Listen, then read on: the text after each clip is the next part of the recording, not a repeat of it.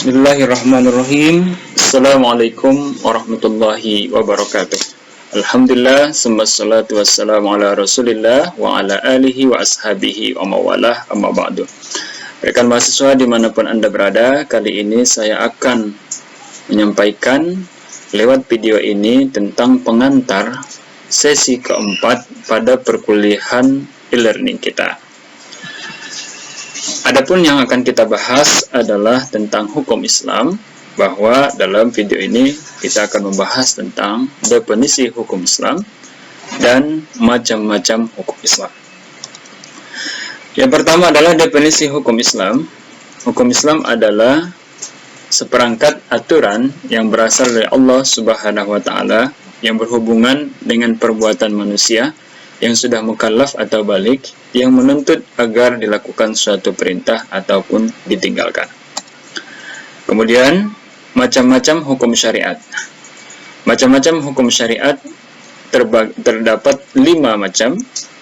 Hukum syariat ada 5 macam. Yang pertama adalah wajib, kedua sunnah, ketiga makruh, keempat mubah atau boleh, dan yang kelima adalah haram. Apa yang dimaksud dengan wajib, sunnah, makruh, mubah, dan haram? Berikut kita akan menjelaskannya. Yang dimaksud dengan wajib adalah yusabu ala fi'lihi wa yu'aqabu ala tarkihi. Berpahala jika mengerjakannya dan berdosa jika meninggalkannya. Kewajiban yang dimaksud di sini adalah seperti sholat 5 waktu, berpuasa bulan Ramadan, haji, syahadat, kemudian membayar zakat, dan seterusnya. Dalam Al-Quran terdapat banyak tanda tentang makna perintah Allah, apakah dia berbentuk wajib atau tidak. Apabila kita temui tanda daripada kalimat Al-Quran, seperti yang pertama adalah bentuknya tegas. Apabila kita menemui ayat Al-Quran yang bentuknya penegasan bahwa pekerjaan itu harus dilakukan, maka itu tandanya wajib. Seperti dalam Al-Quran surah Al-Baqarah ayat 183. A'udzubillahi minasyaitonirrajim. Ya ayyuhalladzina amanu kutiba alaikumusiyam. Allah menegaskan dalam ayat ini bahwa hai orang-orang yang beriman, diwajibkan atas kamu untuk berpuasa. Maka kewajiban berpuasa adalah sesuatu yang harus dilakukan oleh seorang yang beriman. Apabila orang beriman melakukannya, mendapatkan pahala. Apabila meninggalkannya, maka akan berdosa. Kemudian tanda berikut adalah biasanya ayat tersebut memakai kalimat perintah atau yang kita kenal dengan fi'il amar.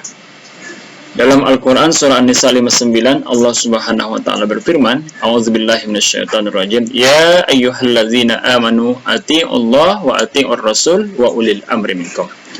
Dalam ayat ini Allah memerintahkan kepada orang beriman, hai orang-orang yang beriman, taatlah kepada Allah.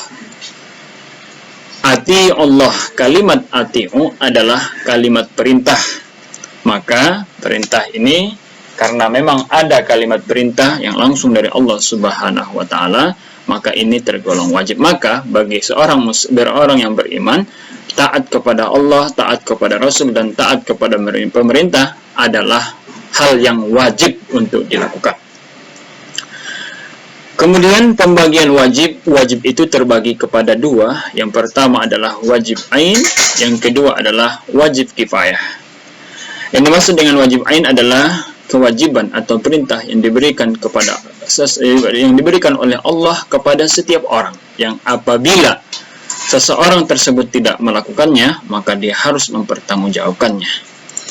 Kemudian yang dimaksud dengan wajib kifayah adalah perintah atau kewajiban yang diberikan Allah Subhanahu wa Ta'ala kepada kelompok manusia, kepada seluruh manusia, di mana apabila satu di antara manusia tersebut melakukan kewajiban ini, maka gugurlah kewajiban yang lain.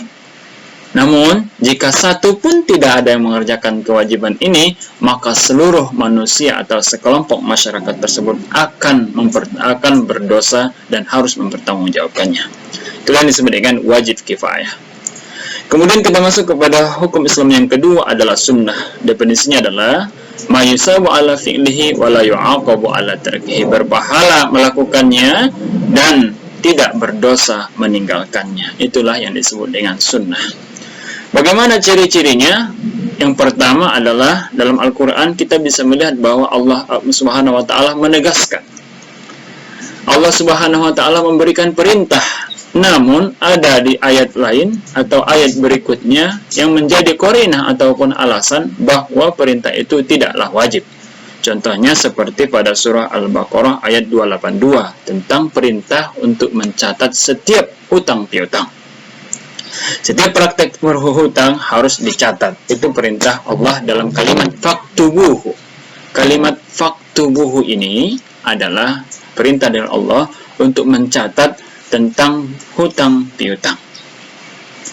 Namun, alasan lain kenapa perintah ini tidak disebut wajib, tidak disebut perintah wajib, karena ayat selanjutnya mengatakan, memberikan alasan bahwa jika di antara yang berhutang dan yang dihutangi adalah sama-sama amanah, maka tidak mengapa tidak pun dicatat, karena memang itu adalah sesuatu yang menjadi amanah yang harus dilakukan secara yang setiap orang pemegang amanah harus melaksanakan amanahnya.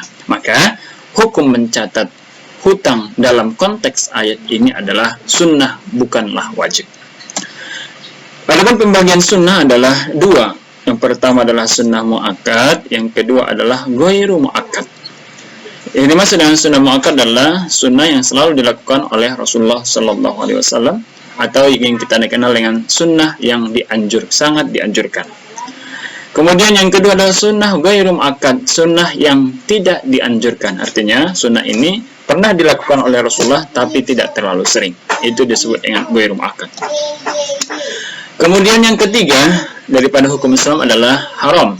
Definisinya adalah yusabu ala tarkihi wa yu'aqabu ala fi'lihi. Berpahala meninggalkannya, berdosa mengerjakannya. Ini adalah kewajiban daripada kebalikan daripada wajib. Adapun ciri-ciri haram dalam Al-Quran, apa yang menandakan, apa yang memberikan kita sinyal bahwa itu adalah haram, perkataan ayat tersebut adalah haram, adalah biasanya dengan memakai kalimat haram. Dalam Al-Quran kita temukan tentang pengharaman bangkai, darah, dan daging babi. Yang kita dalam Al-Quran, hurrimat, auzubillahi minasyaitonirrajim, hurrimat alaikumul maitatu wad damu wa lahmul khinzir. Hurrimat, Allah Subhanahu wa taala memakai kalimat hurrimat. Maka memakan bangkai, memakan darah, memakan daging babi itu adalah haram.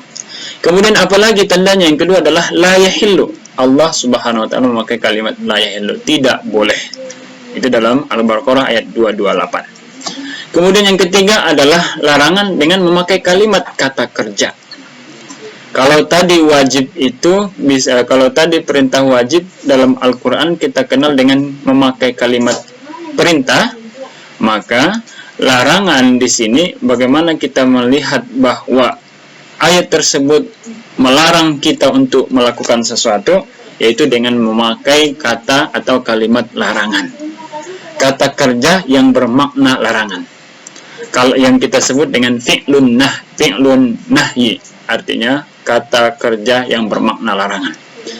Di dalam surah Al-Isra ayat 32, A'udzubillahi minasyaitonirrajim, wala taqrabuz zina, dan janganlah kamu mendekati zina. Wala taqrabu. Dalam kalimat tersebut, dalam ayat tersebut ada yang disebut dengan fi'il nahi, la, kalimat taqrabu didahului dengan la yang berarti jangan dekati, artinya perbuatan zina tidak boleh dilakukan. Mendekati saja tidak boleh, apalagi melakukannya. Kemudian, apalagi tandanya bahwa tunjukkan ayat tersebut bermakna haram, yaitu biasanya ada kata-kata perintah untuk menjauhi, seperti keharaman khamar pada Quran surah Al-Maidah ayat 90, A'udzubillahi minasyaitonirrajim, ya ayyuhalladzina amanu innamal khamru wal maisir wal ansab wal azlamu rijsum min amali syaitan fajtanibuhu la'allakum tuflihun. Pada ayat ini Allah menjelaskan bahwa hai orang-orang yang beriman, sesungguhnya khamar dan seterusnya. Ada kalimat fajatanibuhu, maka jauhilah khamar itu, kata Allah. Artinya apabila Allah mengatakan jauhilah perbuatan itu, maka itu bermakna apabila kita tetap melakukannya, maka itu dalam kategori haram. Yang keempat, biasanya kita mengenal makna haram dalam Al-Quran, bahwa tunjukkan ayat tersebut adalah haram, biasanya ada ancaman di akhir ayat. Seperti contohnya pada surah Al-Bayyinah ayat 6, bahwa sesungguhnya orang kafir daripada ahli kitab dan orang musyrik akan dimasukkan ke dalam api neraka. Artinya, bagi kita haram hukumnya untuk menjadi kafir, menjadi ahli kitab, menjadi orang yang musyrik. Musyrik itu adalah haram, syirik itu adalah haram hukumnya. Kemudian hukum Islam yang keempat adalah makruh. Definisi adalah ma yusabu ala tarkihi wa la yu'aqabu ala fi'lihi. Berpahala jika meninggalkannya dan tidak berdosa jika melakukannya. Ini yang disebut dengan makruh. Ciri-ciri makruh, biasanya Allah Subhanahu wa taala mengawali ayat tersebut dengan kata tidak mengapa. Kemudian yang terakhir, hukum Islam adalah mubah atau boleh, halal. Definisinya adalah la yusabu ala fi'lihi wa la yu'aqabu ala tarkihi. Tidak berpahala melakukannya, tidak berdosa meninggalkannya. Itu yang disebut dengan mubah. Ciri-ciri mubah dalam Al-Quran sangat jelas. Biasanya Allah Subhanahu wa ta'ala memberikan ayat, memberikan perkataan firman-Nya dengan tegas bahwa perbuatan itu adalah boleh. Jelas sekali bahwa makna itu adalah boleh. Seperti pada surah Al-Baqarah ayat 235, wala junaha alaikum. Allah Subhanahu wa taala mengawali ayat tersebut dengan dan tidak ada dosa.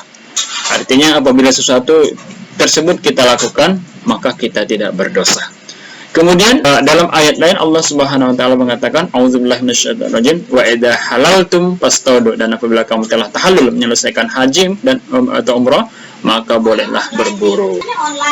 Itulah rekan mahasiswa yang ingin saya sampaikan pada video ini. Mudah-mudahan definisi hukum Islam, kemudian macam-macam hukum Islam, kita bisa memahaminya dengan baik agar kita dalam mengaplikasikan, agar kita dalam beribadah tidak ragu dan bisa memilih mana yang boleh, mana yang tidak, mana yang wajib, mana yang haram, sehingga kita nanti bisa selamat dunia dan akhirat. Mudah-mudahan bermanfaat bagi kita semua. Assalamualaikum warahmatullahi wabarakatuh.